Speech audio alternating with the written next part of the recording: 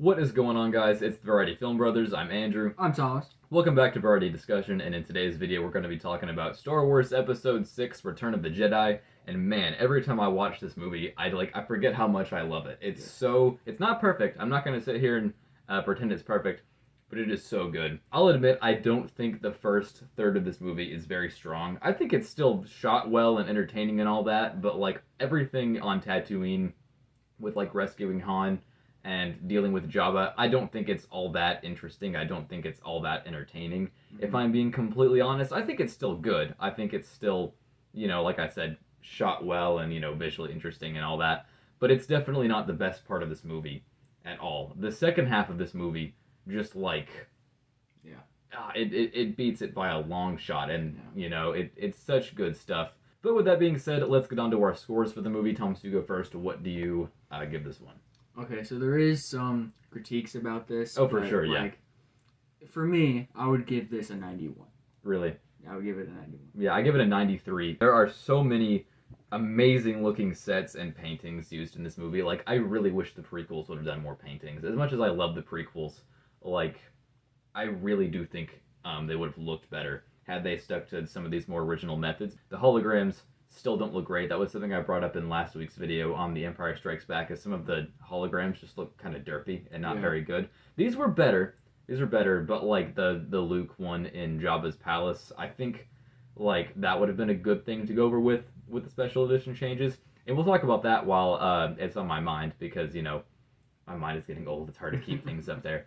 The added shots at the end of the movie, they're so good. I'm so glad we got the extra shots of like Naboo, Coruscant, Tatooine, something else I can't remember.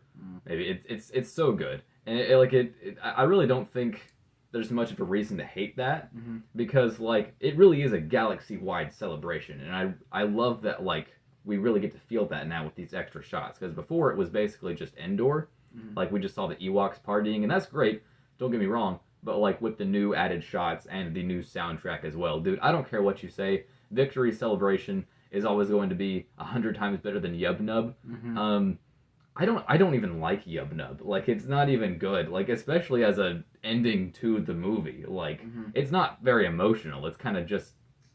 It's really simple. Yeah. But Victory Celebration ties it all together so well. And I can kind of understand the gripe over adding Hayden Christensen in it. The original cut had Sebastian Shaw, the actor who played him in the suit in the scene that he and Luke have together, where Luke takes his helmet off. And I think that's good as well. I can really stand on either side of that argument, but I do have to admit, having Hayden in there does tie it with the prequels a little bit better. It kind of wraps all that up in a bow, but what does not wrap things up together very well, I'll go on to bring this up, is the scene where Luke and Leia are talking about their parents, specifically their mother. This is really the only thing I don't like about the prequels, I guess specifically Revenge of the Sith. Basically contradicts this really great conversation that Luke and Leia have on Endor, in which the cinematography looks really good in that scene, by the way. But all the sets on Endor look really good. I wish we would have gotten to see more architecture, though. I'm going all over the place. I really love this movie. I could talk about it for hours, but I really do think that the scene in Revenge of the Sith where Padme dies, basically as soon as Luke and Leia are born, I do think that kind of takes some of the drama, some of the weight off of this scene in this movie, because it's this really great conversation, and I think this was one of those things that really led people to speculate some interesting things about the prequels. And that's something we were talking about, if the prequels did not exist, what could we infer happened here, And I think what you can infer is honestly a lot more interesting than what happened. Because, Leia says that, she remembers images and feelings of her mother, and she remembers that she was very beautiful but sad. And obviously that is way too much to pick up from about 20 seconds, of which, of course, you're not going to remember. And you can say, oh, the Force helped her remember or whatever. That's not good enough for me. Yeah. I'm sorry. I love this movie. I love Revenge of the Sith, but that's not good enough for me. So, it does take some of the weight out of this scene. It really... I really think that Lucas should have had that go down differently. Like, Mhm. I'll defend him for a lot of things on the prequels, I really will, but this is one thing that I do think he genuinely messed up on. Because what actually happens is Padme gives birth, and then she dies. And I think, like, the way it's outlined here, or the way it's described in this movie, is that Luke is separated basically immediately, and then Leia lives with Padme for a few years, and then something happens to Padme, and then she ends up in the care of the Organas, and that's how it plays out. And I think that would have been much more interesting. I really do. Because it really does make Revenge of the Sith feel rushed when you compare it to this. Like, I think, like, because that's something a lot of people say about it, is that Revenge of the Sith feels very rushed. And I think, at least for me, when you're watching that movie, you don't really feel that. But then when you look back at it in the context of this and the rest of the saga, I think it does kind of feel rushed in a way. Jabba the Hutt is really overrated. Oh yeah, a lot of people think Jabba's like really cool, and I have to admit though he is like a technological marvel. Speaking on like the prop making and the puppeteering, I guess, like it's all really well done. Like there's at least two people in that suit moving so many different things, and it's like they've got parts in there, you know, moving around as well, and it's really well done. But I don't think Jabba's an interesting character. And he's not really intimidating as well, like without Boba Fett there, because Boba Fett is really the only one in the entire room, I guess, except for the Rancor, if you want to count that. The Rancor looks amazing, by the way. Yeah. Like they did so good on that. But Boba Fett is really the only thing that gives Jabba any real like muscle in this. Like, And it's not even his muscle either. yeah, like I really think that one slave girl could have killed Jabba were Boba not in the room. Honestly, not that she puts up much of a fight. But the whole set looks really good, though. Both like the palace itself and the pit below both look really good. The painting of the exterior of the palace looks fantastic too. Like that is probably one of the best shots in Star Wars. Is just the palace at sunset. That looks so good. Yeah, so good. What doesn't look so good though is Luke's hairstyle. For some reason, this has always just kind of bothered me. And I think it bothers me more that no one else talks about it.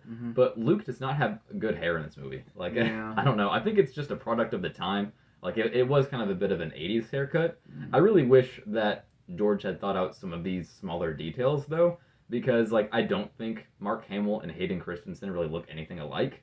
So I think if they could have at least had a similar hairstyle, that would have... Like, not the same thing, obviously. But, like, something similar. Something with, like, that curly, slightly longer... look to it, I think would have just done a little bit extra to just make them look a little more similar, because I don't think they look anything like each other at all. Yeah. It looks like he does it himself, Yeah. honestly. Like it has that like choppy look to it. Yeah. One thing that I think everyone can agree on though is Luke's plan, or the group's plan, I guess, at the beginning is really stupid.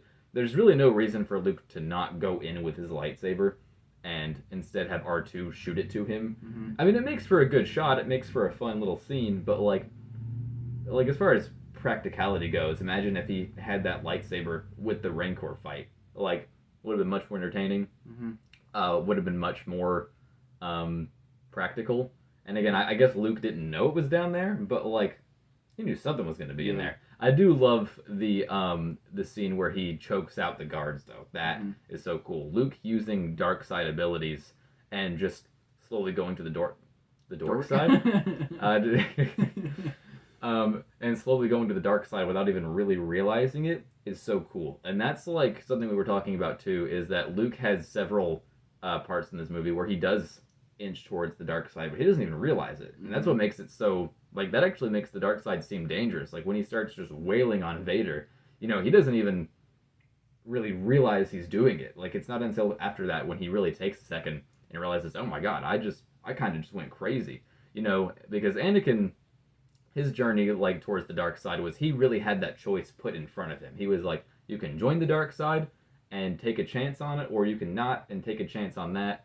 And he made the outright decision to go to the dark side. And I do think there's interest in that. I do think that his story is good, even if it is a little bit rushed. But I think Luke's journey kind of actually makes the dark side more scarier, in a way. Because, like, I do think it makes it look more deceiving in Anakin's case. But I think it's scarier to think that like, hey, I could be going towards this and not even realize it, Mm-hmm. because that's where they really fail with Rey, is that they make the dark side out to look bad to her. Like she starts to like use Force lightning or whatever, and like there are already so many problems with that, but I don't want to get into it yet.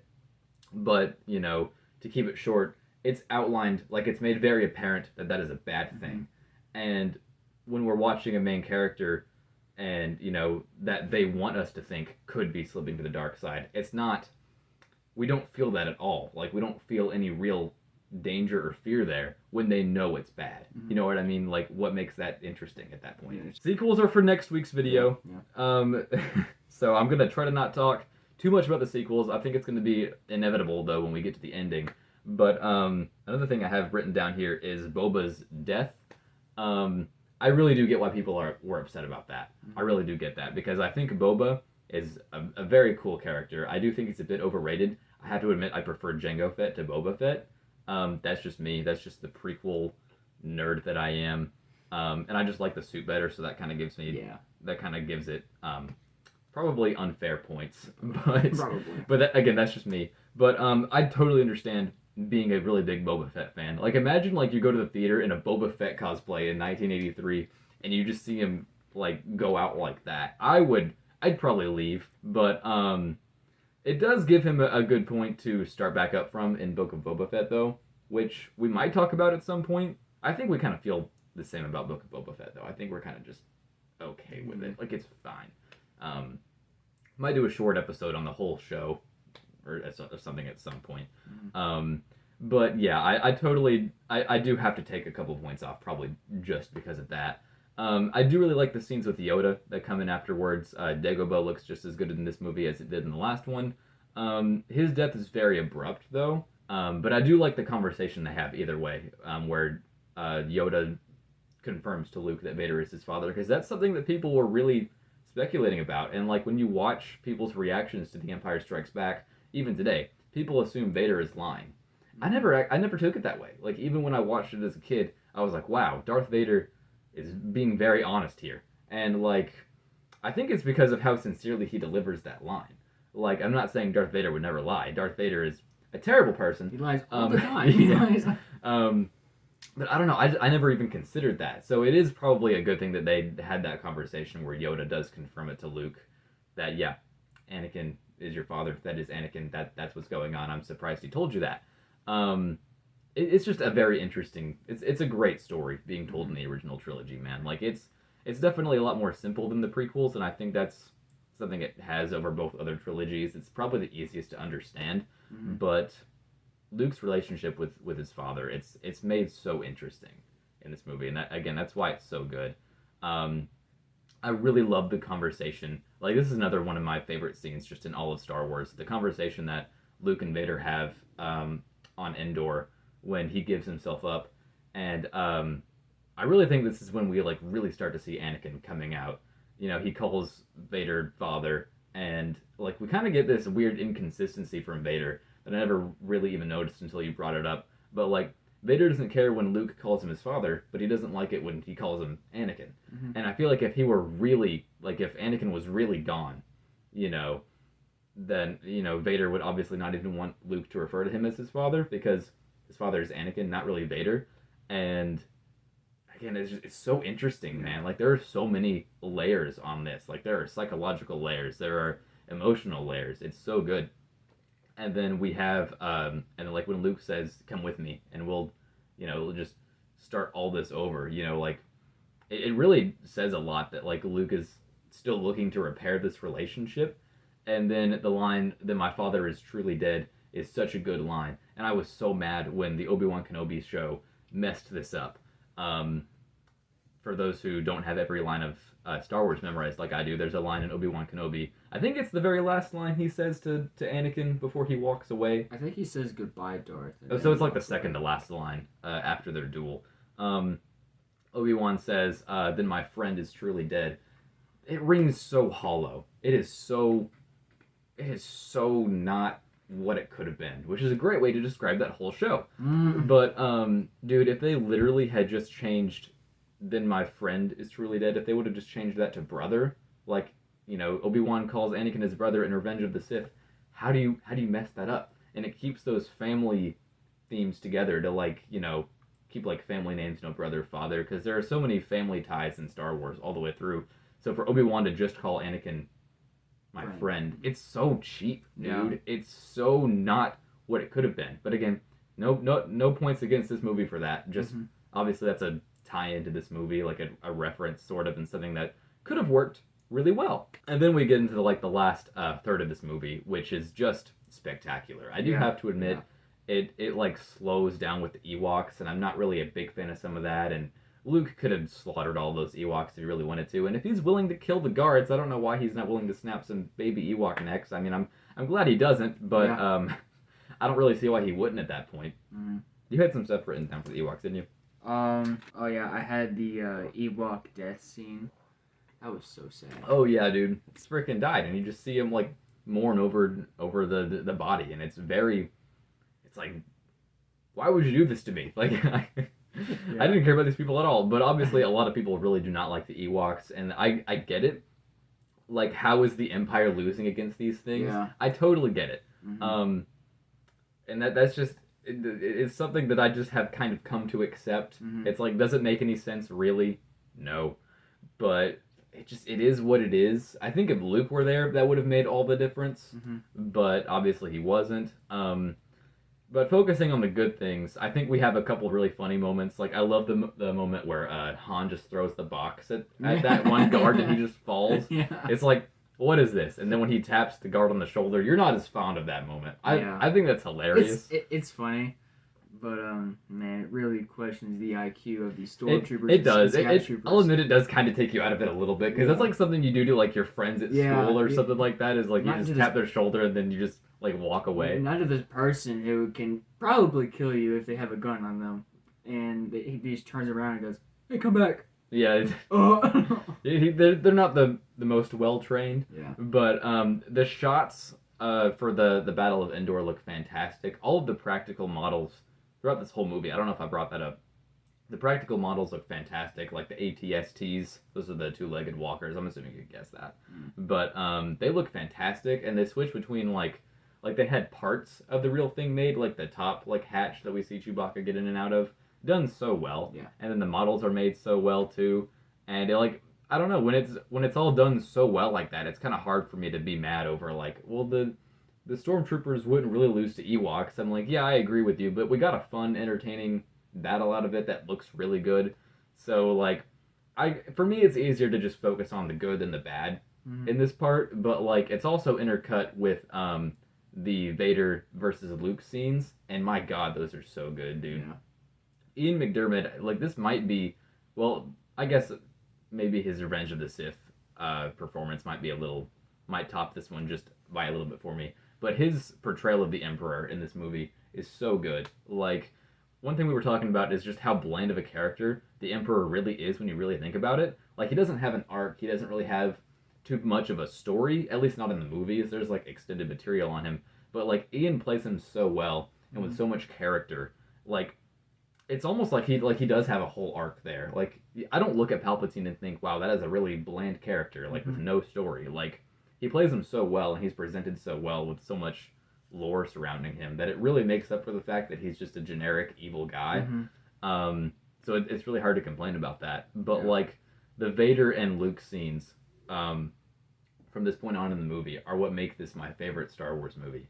Like, even when the choreography isn't at its best, like, dude, if this had prequel level choreography, dude, this would just awesome. It would just be like fantastic. Like, there are so many really great moments in these scenes. You know, like, we have the Emperor like just taunting Luke to kill him, and like, for the time, this is really new stuff. Like, Star Wars has kind of overdone that several times at this point, but I don't knock this movie for that, because that was like the first time it had been done.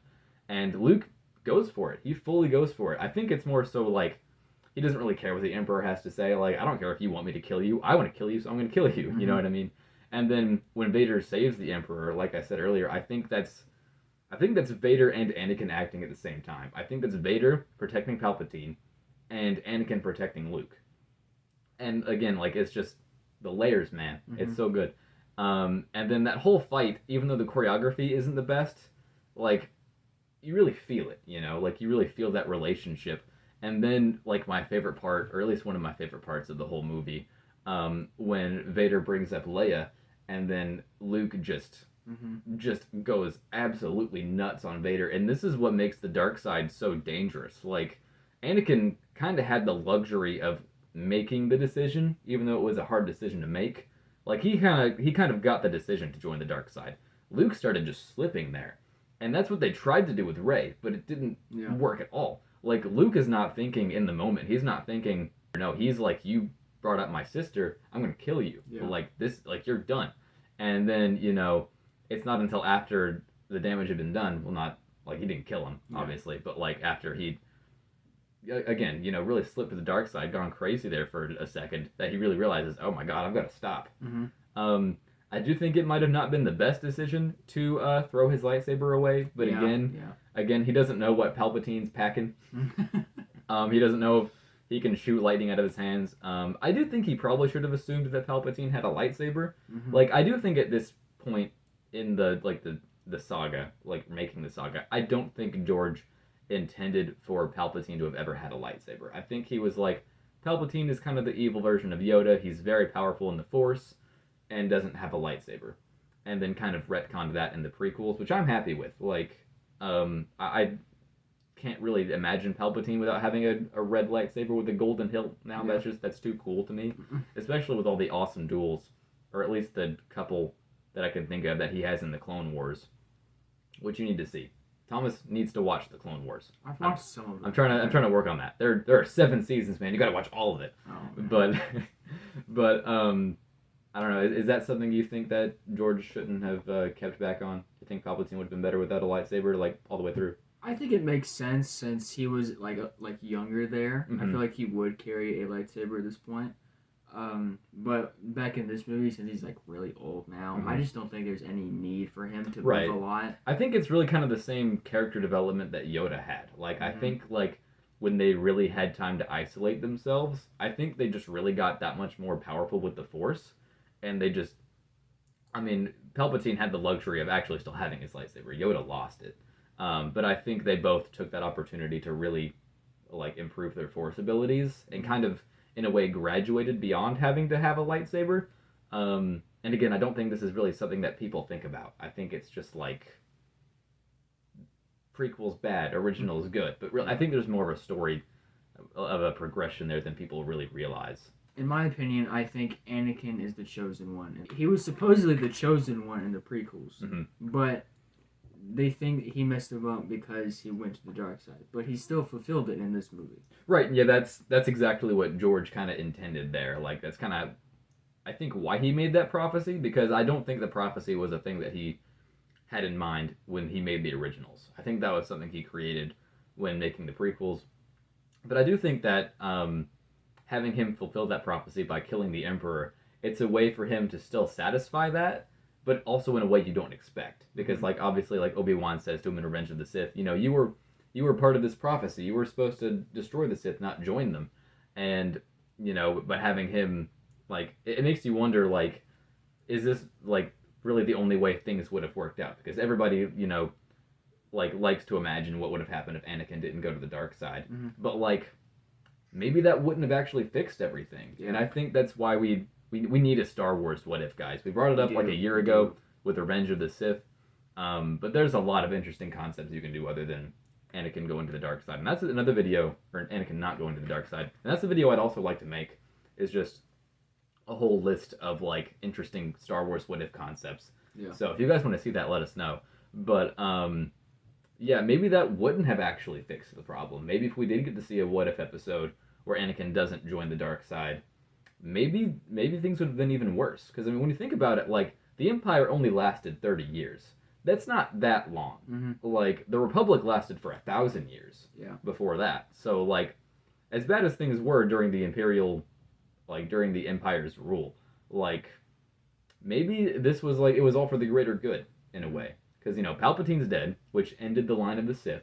So that's a great thing, because they've been trying to do that forever. And again, the galaxy only really had to suffer for, like, 30 years. So maybe it was all kind of for the best. Yeah.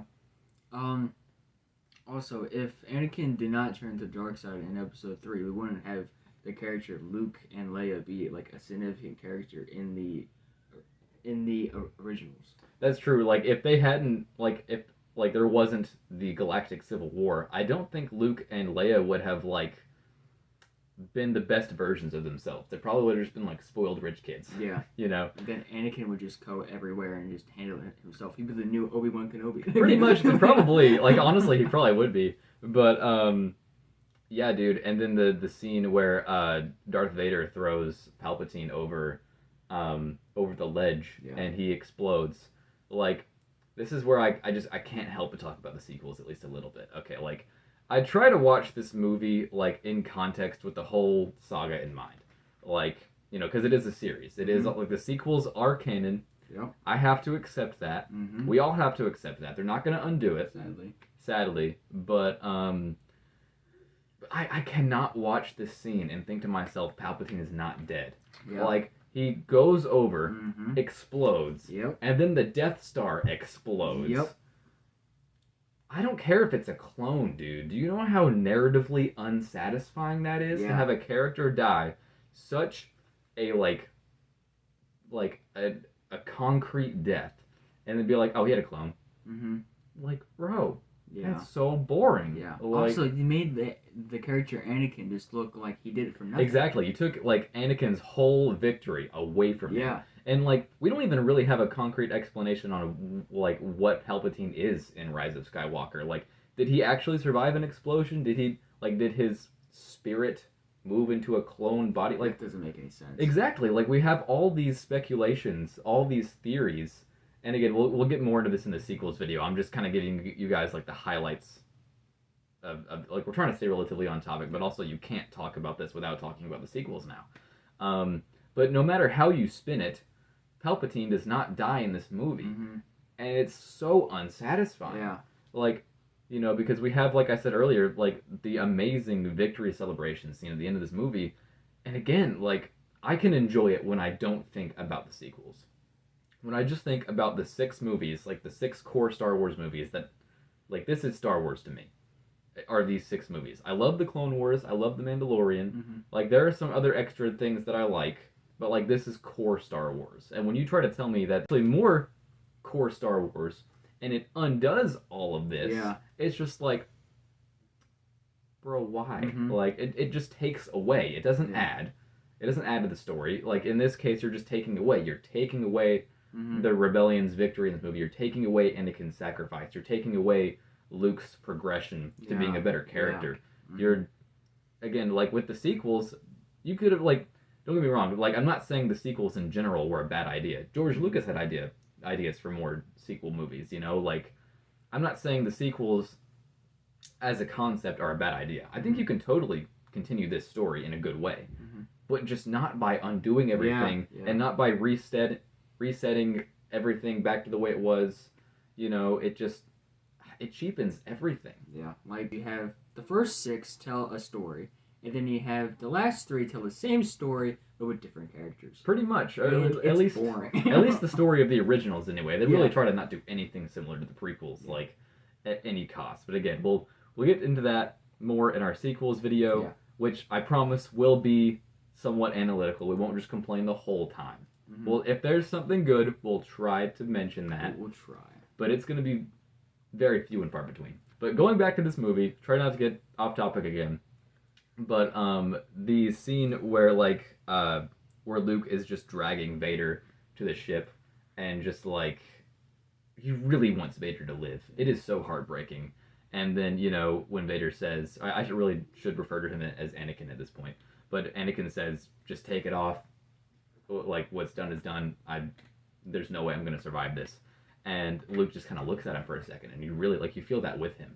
And then he takes the helmet off, and it's such a good scene, dude. I do have to admit, the makeup, I think it looks good, but something about, the head shape, people say it looks like an egg, and now I just can't unsee that. And it does, I think it's because they, want to cover his hair, because it did all burn off, and that's why another special edition change that I'm actually for, even though it's relatively inconsequential, is that they actually remove his eyebrows. Like in the original theatrical release, his eyebrows were still there, and they just took them out. Some people are mad about that. I'm just like, I think it's for it. Like, I think overall it's a good thing, but if the eyebrows were still there, that wouldn't ruin it for me. That wouldn't, because, I mean, they can grow back. Yeah, like, true. I mean, I guess it's unlikely, but that wouldn't like, break the movie for me or anything like that. But it's just something I can't help but notice now because of how much people talk about it. But it's such a good scene, dude. It is so powerful. Like, dude, like, that scene, it almost makes me tear up. I've seen it so much at this point where I'm kind of desensitized to it that deeply, but like when he's like, tell your sister you were right about me, and it's like wow, like it really goes to show that Anakin was there the whole time. Because that's something people go back and forth on. Was Anakin completely gone at that point? Was he still there? And I think he was there at some point the whole time. It does kind of create this, I guess, inconsistency. There's a lot of lore around Force ghosts. I don't know exactly what's canon, what's not canon. I've heard things that say Force ghosts can appear as any age they want to. But the reason George changed Sebastian Shaw to Hayden Christensen in the final shots is because he says that's where Anakin died. Like, he died in Revenge of the Sith. And that's... Like, I know it's George's story. What he says goes. I think that's only kind of partly true. I think Anakin, in a sense, died. I don't think that was the end of him, though. Like, I think Anakin was definitely brought way back in, and Vader way to the forefront. But I don't think Anakin quite died there. But again, I'm totally fine with Hayden being put into this scene. I think it wraps the prequels and originals together neatly, really well. I'm fine with it. I get why some people aren't, because some people just hate Hayden, and some people just hate it when, the originals got changed at all. But I think it works well enough. I actually like both versions. You can still watch both versions on YouTube. And the only thing I don't like I said, the only thing I don't like about the original version is Yub Dub. If Victory Celebration was still at the end, I'm fine with both versions. I do agree that in Episode 3, that's when Anakin turns, and that's when it's now Darth Vader. But Anakin is still partly there. Right. And I also do agree that in this movie, how Anakin was brought back by his son and revenged, like, the Jedi, kind of. But really, Luke helped him with Anakin. So I can agree with both sides. Right, yeah. As well.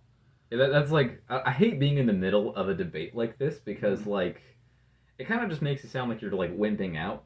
But I get it. It's I love the prequels. I love the originals. Those were my Star Wars. I got to grow up with both trilogies, and I always saw it as one big story.